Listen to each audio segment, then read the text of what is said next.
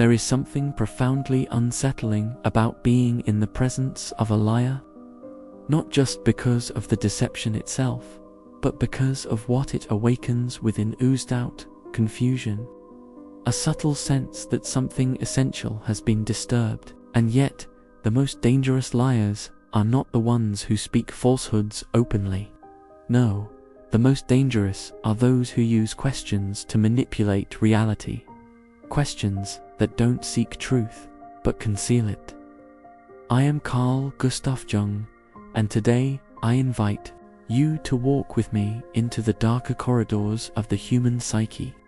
We are going to uncover something many fear to face: the archetypal manipulator, the liar whose soul is fragmented, whose ego protects itself at all costs, and whose questions are weapons.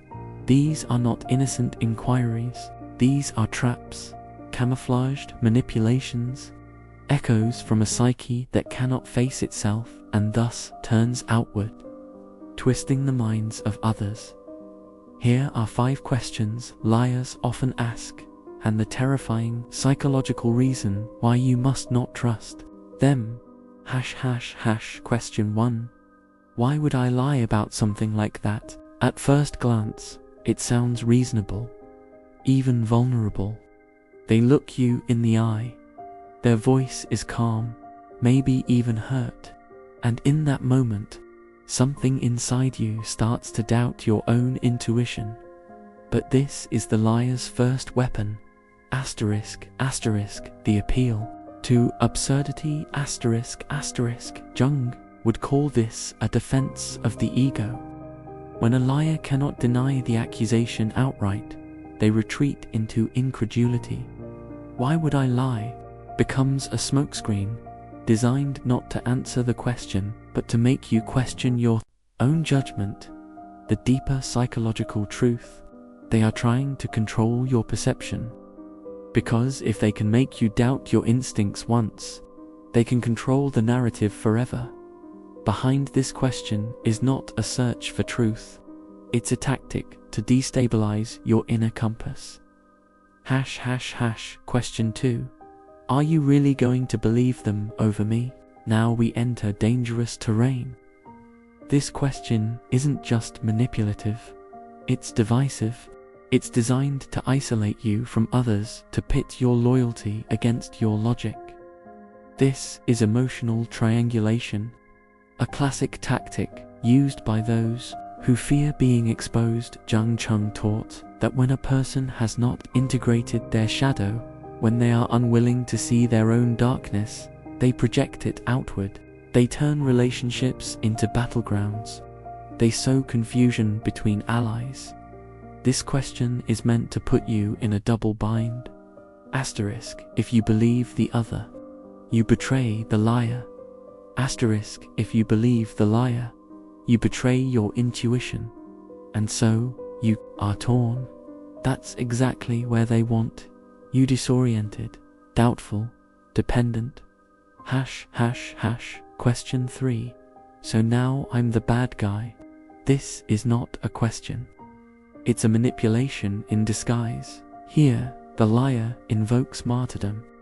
They recast themselves as the victim, twisting the confrontation into a personal attack. Jung would call this a defensive ego inflation.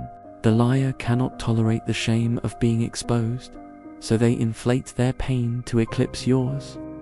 It is a theatrical display not of honesty, but of control.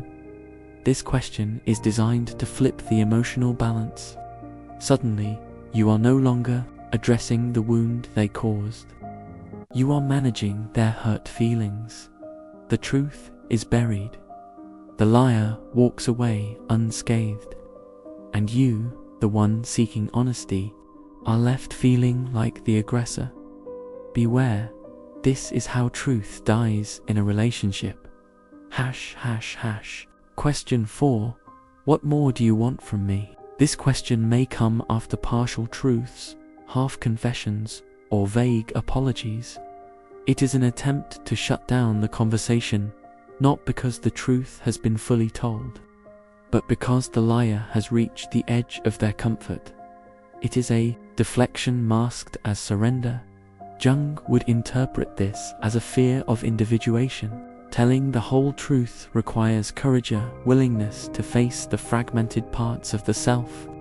But the liar is not ready to do that. Their ego cannot withstand the collapse of its constructed image. So, instead of facing the discomfort of full honesty, they shift the burden to you. What more do you want? Is not about your needs. It's about their limit. But the soul does not heal through avoidance. It heals through integration. And no integration is possible where questions are used as shields. Question 5. Can't we just move on from this? This is the most seductive question of all. It pretends to be peaceful. It wears the mask of reconciliation. But beneath it lies a refusal to be accountable. Can't we just move on? Is the liar's final strategy to bury the truth under the weight of time, to convince you that healing is forgetting, that closure is silence? Jung would call this the repression of the shadow. When the darker parts of the psyche are not faced, they do not disappear, they fester. They show up later in resentment, in mistrust, in sudden explosions of anger that seem to come from nowhere. Moving on prematurely is not healing, it is postponing the storm. And the liar knows this. But if they can convince you to drop it, they win. Not just the argument, but your trust. And trust, once manipulated, becomes a leash. What you must remember, these questions are not neutral. They are crafted, sharpened, delivered with precision by a psyche that fears truth more than it fears loss. But you do not have to answer them. You do not have to play the game. You do not have to abandon your intuition for the comfort of someone else's delusion. Jung believed in the power of becoming conscious.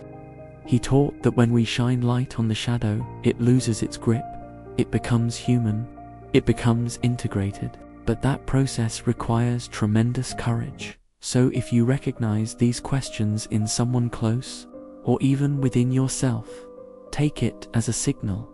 Something needs to be seen. Something is asking to be healed. Truth is not always comfortable, but it is always liberating.